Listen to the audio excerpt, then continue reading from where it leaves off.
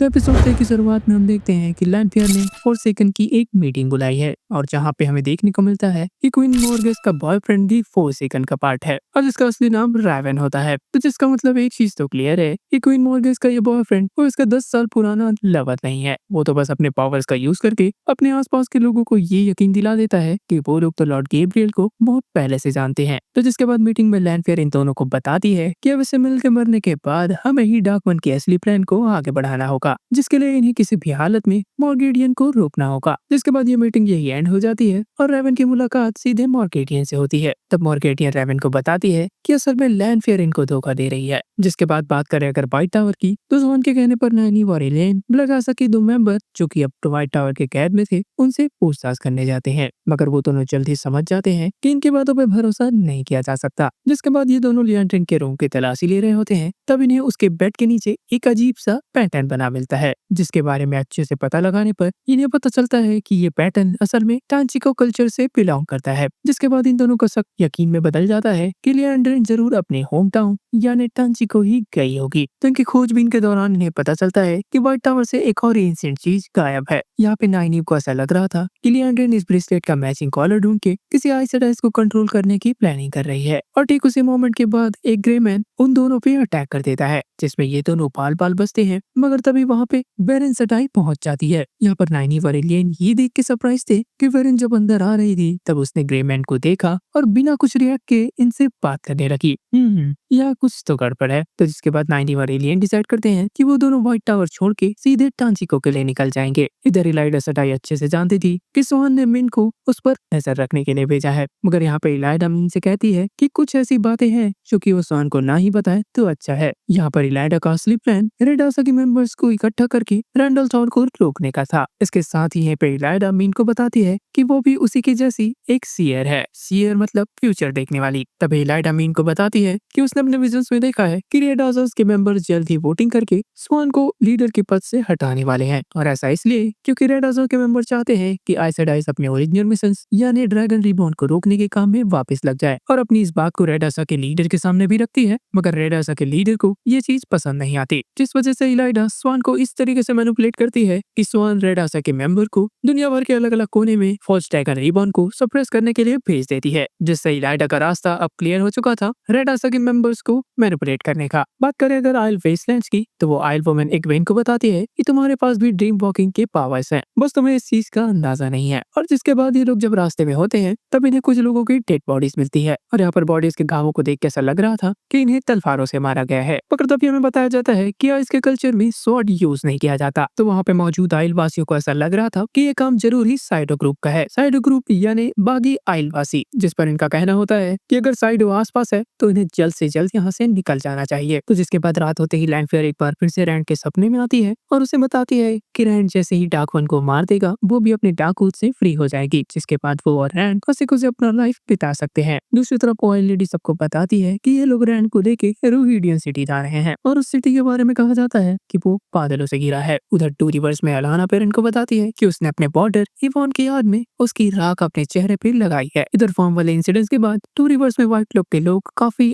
आते जाते रहते हैं, जिन्हें देख के पेरेंट अच्छे से समझ चुका था कि जो भी पेरेंट का साथ देगा उसके साथ ये लोग क्या हाल करेंगे। जिस पर पेरेंट सबसे पहले डिसाइड करता है कि वो अपने आप को व्हाइट क्लब्स के हवाले कर देगा, मगर गांव वालों के इकट्ठा होने के बाद वो उन्हें मोटिवेट कर देता है कि ये सब मिलके ट्रोलॉक्स का सामना कर सकते हैं, और अगर वो ऐसा कर लेते हैं तो इन्हें ट्रोलॉक्स से बचने के लिए व्हाइट क्लब्स पे निर्भर रहने की जरूरत नहीं होगी। दूसरी तरफ आए अगर लियांड्रिन पे, तो वो टांची को जैसे ही पहुंचती है वो देखते हैं कि अभी भी वो चाइल्ड मैरिजेस वाले किस्से इधर हकीकत हो रहे हैं। लियांड्रिन इस चीज का दुख अच्छे से समझती थी क्योंकि उसकी खुद की भी शादी 13 साल की उम्र में हुई थी, जिस वजह से वहाँ पर जो शादी हो रही थी तो उस शादी में मौजूद वो बूढ़ा दूल्हा लियांड्रिन के हत्थे चढ़ जाता है। इसके साथ ही वहाँ पे मौजूद अदर ब्लैक आसास बाकी बारातियों का भी सफाया कर देते हैं। मामला ठंडा होते ही लियांड्रिन ब्लैक आसास के साथ मीटिंग करती है, जिसमें वो रिवील करती है कि ये लोग जो एंशिएंट ब्रेसलेट व्हाइट टावर से चुरा के लाए हैं वो असल में बी चैनलर्स को सप्रेस करने के काम आता है। इसका मतलब साफ है कि लियांड्रिन मैचिंग कॉलर ढूंढ के ड्रैगन रीबॉर्न को पकड़ना चाहती है। और तभी हमें दिखाया जाता है कि कि मॉर्गेडियन अपना भेष बदल के वहाँ पे इनकी बात सुन रही होती है। तो दूसरी तरफ व्हाइट टावर में बेन जैसे ही मैट से बात कर रही होती है, उसे भी सेंस आता है कि मैट अपने आप को फांसी में लटका के मार देगा। तो बेन को ऐसा बिहेव करते हुए देख के मैट उससे कहता है कि तुमने जो कुछ भी देखा ये मुझे बिल्कुल मत बताना। और तभी एलेन के दोनों भाई मैट को एक बैटल के लिए चैलेंज करने लग जाते हैं, जिस पर मैट भी उसे एक्सेप्ट कर लेता है और उन दोनों को धूल चटा देता है। तो जिसके बाद फिर क्या था, नाइनी टांची को जाने वाले इस मिशन में मैट को भी शामिल कर लेती है और टांची को के लिए निकलने से पहले इन तीनों को नहीं पता था कि मेन भी इनके पीछे पीछे आ रही है। जिसके बाद यहाँ यह एपिसोड 3 एंड हो जाता है।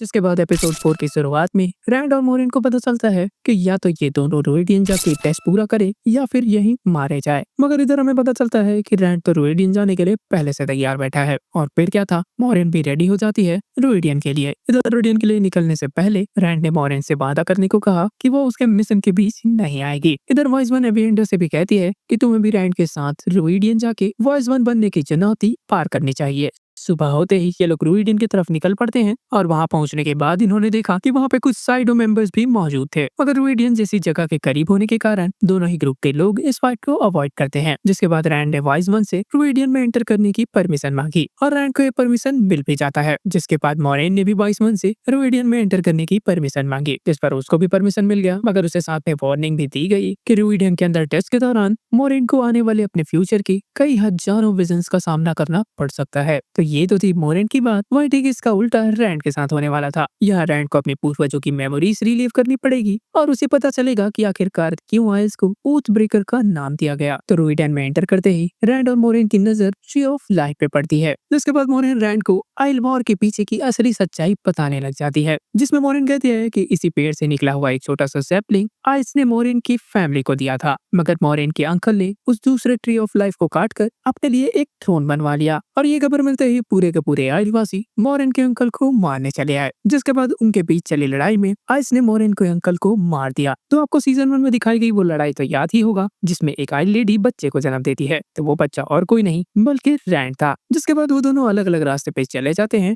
मगर मोरेन वहाँ से जाने से पहले उस पेड़ से एक अजीब सा और निकाल लेती है। जिसके बाद रैंड उस मेमोरी जंगल में जैसे जैसे अपने कदम आगे बढ़ाते जाता है, उसे अपने पूर्वजों के विजन्स आने लगते हैं। सबसे पहले उसे अपने ही पापा के विजन्स आते हैं, जिसमें हमने देखा कि रैंड के फादर ही वो शख्स थे जिसने मोरेन के अंकल को मारा था। बट इसी फाइट के दौरान रैंड की माँ उसे जन्म देते हुए मारी जाती है और अभी तक लग रहा था कि केवल रैंड की माँ ही आइल है, मगर यहाँ से क्लियर हो गया कि रैंड का बाप भी एक आइल ही था। तो रैंड ने अपने सबसे आखिरी विजन में अपने पूर्वज सान को देखा और ये दुनिया ब्रेकिंग से पहले की दुनिया थी और इस वक्त के ह्यूमंस काफी ज्यादा टेक्नोलॉजिकल एडवांस थे। तो सान दूर से सामने खड़े लोगों को खेती करते हुए देख रहा होता है। यहाँ पर सान का भी मन करता है कि वो नीचे जाके उनकी मदद करे, मगर तभी वहाँ पे मेरिन सेडाई आ जाती है, जो कि प्रेजेंट टाइम में अगर देखा जाए तो लैंडफेयर है। तो मेरिन यहाँ पर जैन को बताती है कि उसे एक ऐसे सोर्स के बारे में पता चला है जिससे वो लोग ट्रू वन पावर को चैनल कर सकते हैं। जिसके बाद चैन खेती कर रहे उन लोगों को ज्वाइन करके उनके साथ उनके काम में हाथ बटाने लग जाता है और चैन के नीचे जाते ही कुछ देर बाद वो उड़ने वाला गोला नीचे आके क्रैश हो जाता है। और यहाँ पे हमें पता चलता है कि मेरिन सेडाई ने अपने ट्रू वन पावर को ढूंढने के चक्कर में असल में डार्क वन की प्रिजन ढूंढ ली। यानी इस टाइम पे ब्रेकिंग ऑफ द वर्ल्ड के लिए मेन जिम्मेदार असल में मेरिन सेडाई यानी लैंडफेयर थी। तो ब्रेकिंग के बाद डार्क वन को एक बार फिर से कैद करने के चक्कर में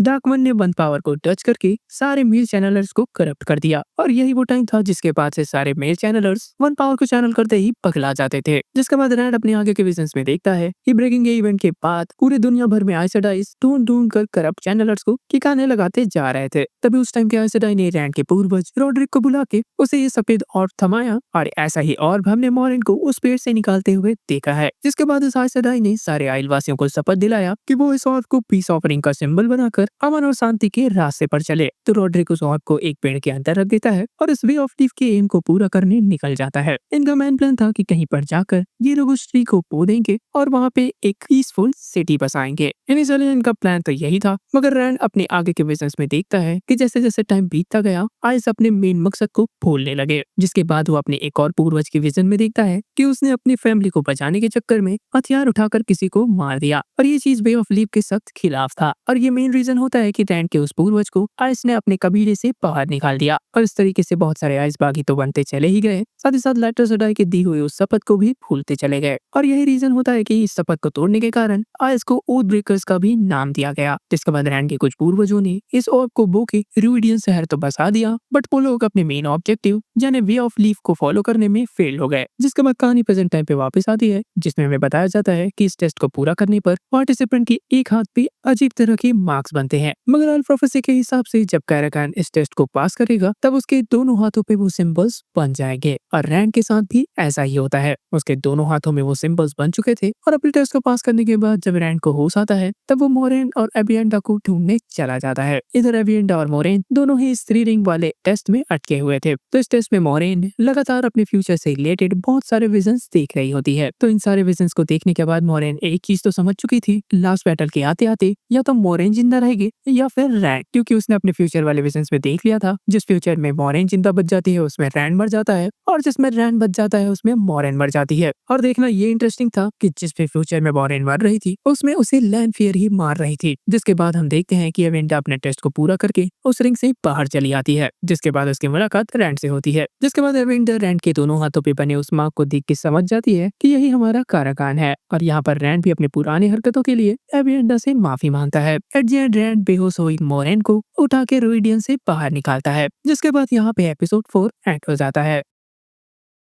एपिसोड 4 की शुरुआत मोरेन के साथ होती है, जो कि रूइडियन से लाए उस सांग्रियाल के साथ प्रैक्टिस कर रही होती है। और उस सांग्रियाल की मदद से मोरेन की चैनलिंग एबिलिटीज काफी ज्यादा स्ट्रॉन्ग हो चुकी थी। जिसके बाद उसने अपने रूइडियन में देखे हुए फ्यूचर के बारे में लैंड को बताया, जिसके अकॉर्डिंग अगर लास्ट बैटल तक रैंड को जिंदा रहना है तो उसके लिए मोरेन का मरना जरूरी है। इधर टेस्ट को पूरा करने पर आइस रैंड को ओल्ड रॉक स्कूल लेके जाते हैं, और इस जगह पे आइस का पूरा कबीला रहा करता है। इधर साइडो ने रैंड को काराकान मानने से इनकार कर दिया होता है, क्योंकि उनके अकॉर्डिंग रैंड आइल नहीं है। तभी वहीं खड़ी वाइज वन इग्वेन को बताती है कि बाकी क्लैंस के वाइज वन मिलके डिसाइड करेंगे कि रैंड असली काराकान है या नहीं। तो फिर दोनों हाथ में बने उस सिंबल्स और रूइडियन का टेस्ट क्या छक मारने के लिए था। जिसके बाद वाइज वन एविएंडा से कहती है कि उसे फटाफट रैंड को आइस के तौर तरीके सिखाना होगा। और इतना कहते ही वो इग्वेन को अपने साथ ड्रीम वॉकिंग की प्रैक्टिस कराने ले गई। इधर व्हाइट टावर में इलाइडा सडाइव स्वान से कह रही होती है कि वो जल्द ही व्हाइट टावर में वोटिंग करा के स्वान को उसकी पोजीशन से हटा देगी। इसके साथ ही वहाँ के आइस सडाइव को ड्रैगन रिबॉर्न को कैप्चर करने के काम में भी लगा देगी। तो इतना सुनने के बाद स्वान समझ गई कि उसके लिए खतरे की घंटी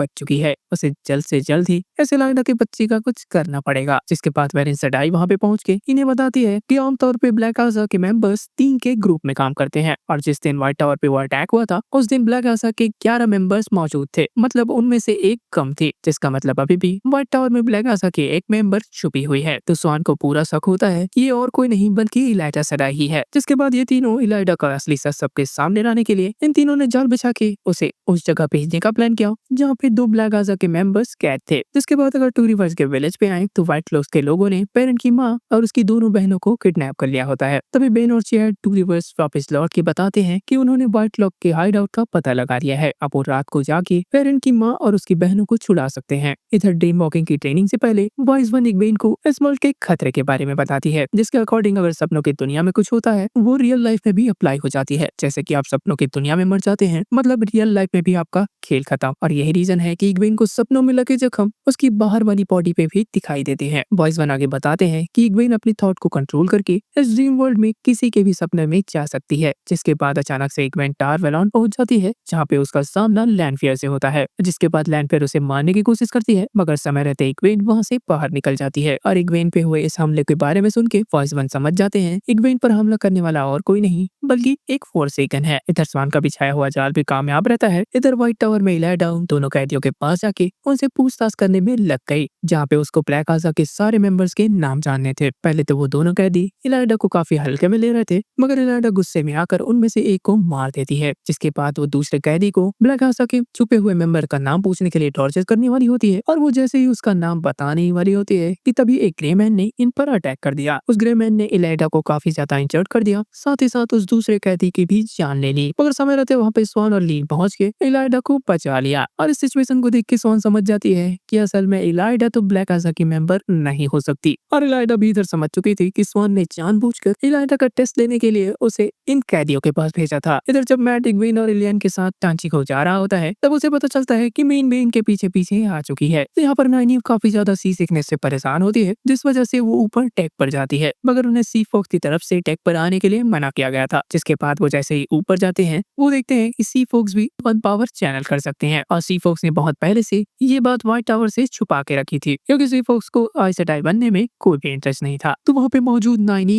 एलियन और मैट इस सीक्रेट को सीक्रेट ही रखने का फैसला करते हैं। दूसरी तरफ व्हाइट लॉक के मेंबर डीन ने मैट की फैमिली से वादा किया कि अगर वो पेरेंट की असली लोकेशन बता देते हैं तो उन्हें सही सलामत जाने देगा। बट इसी दौरान हमें देखने को मिलता है कि मैट की एक सिस्टर ने वन पावर की मदद से डैन पे अटैक कर दिया, जिसके बाद अपनी बेटियों को बचाते हुए मैट की माँ ने ये इल्जाम अपने सर ले लिया। और ये सुनते ही डैन ने नेटी को ह्यूमन के हवाले कर दिया। और ये साला कमीना इसी वक्त का इंतजार कर रहा था। तो रात हो चुकी थी, जिस वजह से पेरेंट की टीम ने वहाँ पे चुपके से मैट की फैमिली को छुड़ाने के लिए पहुंच चुके थे। और इस काम में अलाना सडाई वन पावर की मदद से वहाँ पे कोहरा बना के इनके छुपने में मदद करेगी। और इनका प्लान होता है कि इसी की मदद से ये लोग मैट की फैमिली को बचा लेंगे। तो अलाना के बॉर्डर को यहाँ पे पूरा शक था कि अपने आसपास कोहरा देख के व्हाइट लॉक्स के मेंबर समझ जाएंगे कि आसपास जरूर कोई ना कोई चैंडर है। तो मैगजीन यहाँ पे अलाना को काफी ज्यादा समझाने की कोशिश करता है, मगर अलाना उसकी एक भी नहीं सुनती और उसे अपने बॉर्डर के बंधन से आजाद भी कर देती है। जिसके बाद मैगजीन अपने रास्ते चला जाता है और अलाना पेरिन और उसकी गैंग की मदद करने चली जाती है। और जाते जाते मैगजीन ने अलाना से वादा किया कि वो लियांड्रिन को ढूंढ के मार देगा। दूसरी तरफ कोहरे का फायदा उठा के पेरिन की गैंग ने मैट की दोनों बहनों को तो बचा लिया, बट इन्हें यहाँ आने में काफी देर हो चुकी थी। तब तक व्हाइट लॉक के मेंबर्स ने मैट की माँ को मार डाला, जिसके बाद पेरिन का सामना डेन से होता है। और पिछले सीजन के लास्ट एपिसोड पे हुए इंसिडेंट के कारण अब डेन भी पेरिन के खिलाफ हो चुका था। आखिरकार पेरिन ने डेन के बाप को जो मारा था, और इस लड़ाई में पेरिन और डेन दोनों बुरी तरीके से जख्मी हो जाते हैं। इधर व्हाइट लॉक्स के मेंबर्स चैनलर को ढूंढते हुए अलाना पे एरो से अटैक कर देते हैं, और वो ऑलमोस्ट हार मानने ही वाली होती है कि मैगजीन वहाँ पे एक हीरो एंट्री लेके उसे बचा लेता है। और फिर क्या था, उसने अपने बॉर्डर के साथ में बॉन्ड को वापस से रीएस्टैब्लिश कर लिया। इधर इग्वेन अपनी ड्रीम वॉकिंग की प्रैक्टिस पूरा करने के लिए अपना बोरिया बिस्तर समेट के वॉइस वन के रूम में सोने चली गई। फ्रेंड इग्वेन को बाय बोलकर सपने को दुनिया में लैंड फेयर से गुचू बुचू करने चला गया। इधर सिप में मैट जैसे ही मिन के रूम में जाता है, उसे मिन के वो विजन के बारे में पता चलता है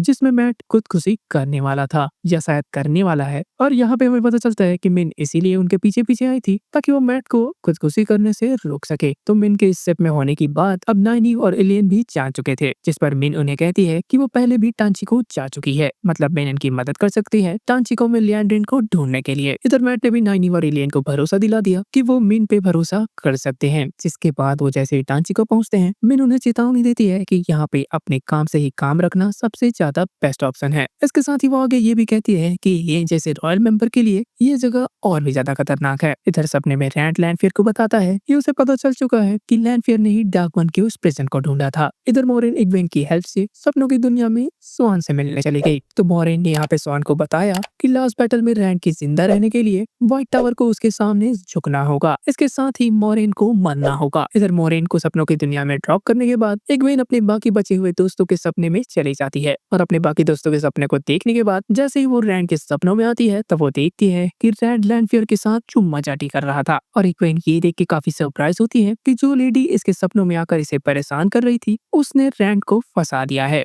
और जिसके बाद ये एपिसोड यहीं एंड हो जाता है। तो गाइस आई होप आपको ये वीडियो पसंद आया होगा। अगर आया तो इस वीडियो को लाइक करें और हमारे चैनल सुपर हीरो स्टेशन को सब्सक्राइब करें। मैंने ऐसे बहुत सारे वीडियोस और भी बना के रखे हैं जिसका लिंक आपको डिस्क्रिप्शन बॉक्स में मिल जाएगा। तो इस वीडियो के लिए इतना ही। This is Nikhil Yadav and signing of.